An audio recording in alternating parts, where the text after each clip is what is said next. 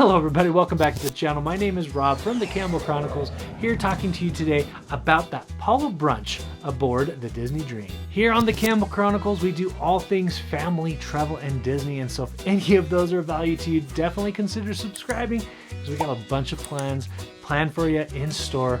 You're not going to want to miss out. Now, Palo Brunch has changed a little bit since we've got the COVID thing going on. It's different. So we're going to talk specifically about the Palo Brunch during COVID times.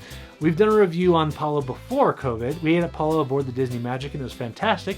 There was no COVID restrictions and it was great, but things have changed. It's been a while since we did that dining experience on the Magic. That was pre-COVID. Now today we are going to specifically review Palo during COVID and what some of the changes have been and what is it worth it. So today we're going to be discussing theming, service, food quality, dessert, and pricing.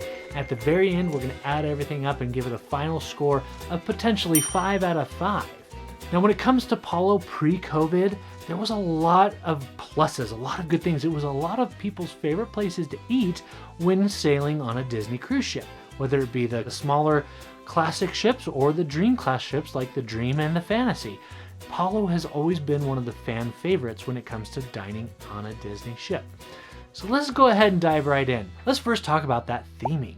Palo is themed after an Italian type restaurant. Palo Restaurant aboard the Disney Dream is located on deck 11 in the very back. It's got a wonderful lobby area as you're waiting. Now this lobby area serves as, this bar area serves as a waiting room for not only Palo, but also for Remy, which is next door. But as you're greeted into Palo, you have some wonderful decorations and some wonderful artwork that really sets that tone for your Italian meal that you're about to have. I really like this. It's a very calming and very relaxing. It's a quieter place of the ship too. I just really love the way they themed this. Like I said, from the artwork, they have a beautiful blown glass mural up on the ceiling. As far as theming goes, I really like the Italian theming. It's really great. The only thing that I didn't really get out of it was color, which, I mean, that's a personal palette preference. It's not a big deal, but we are going to go ahead and give this one 4 out of 5 thumbs up. Let's talk about the service. Now, when you're aboard a Disney cruise ship, or any cruise ship for that matter, usually you are treated better than you would ever anywhere else in your life. It is some really good service. But at Palo, they take it up a notch. They go above and beyond and make sure you are happy with everything. And if you are not happy, they will find out and they will make it right. They know how to do that in a very polite and a very subtle manner. So it's not, and don't be afraid to say, hey, this really isn't what I thought it would be. Is there something else? Or something like that. Their service, when it comes to their service, they will go above and beyond to make sure you're happy. As far as service goes, you know, I really can't dock them at all, because even if something comes out wrong or incorrect, they will always make it up to you for us. So as far as service goes, 5 out of 5 thumbs up. Next, let's talk about food quality. When you're going on a Disney cruise, you already expect some really good food quality. And so if they're making you pay for it, which we'll get to pricing in a minute, if they're making you pay for it, you expect an even better experience. Before COVID, right, they would have this whole brunch buffet. This brunch buffet was adorned with pastries, snacks, seafood, all kinds. I mean, I couldn't list them all, it would take forever. But they have a whole buffet. They did away with that with COVID because you can't really, that's not really a sanitary way of getting your food right now. So they're kind of, hopefully that'll come back. Hopefully it'll come back. But as of right now, that's not what's happened. Instead, they offer you a couple different selections. We got the seafood antipasta, and that came with a bunch of different things from crab and tuna and ahi tuna and so on.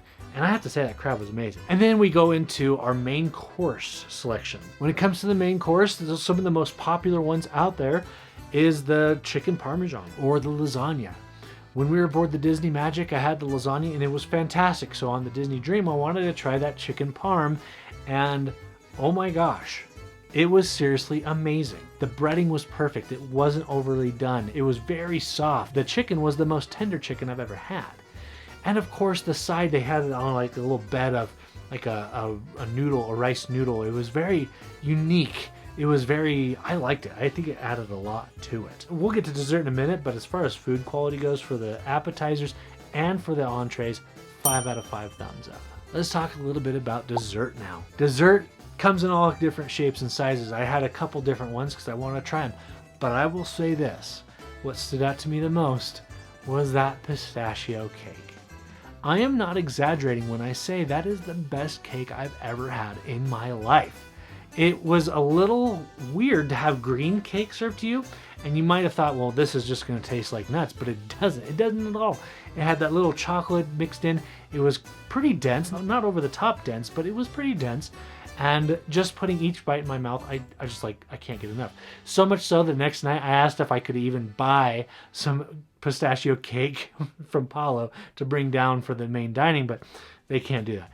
Anyways, so as far as dessert goes, that pistachio cake takes the cake, and 5 out of 5 thumbs up. The last thing I want to talk to you right now about the brunch is the pricing, okay?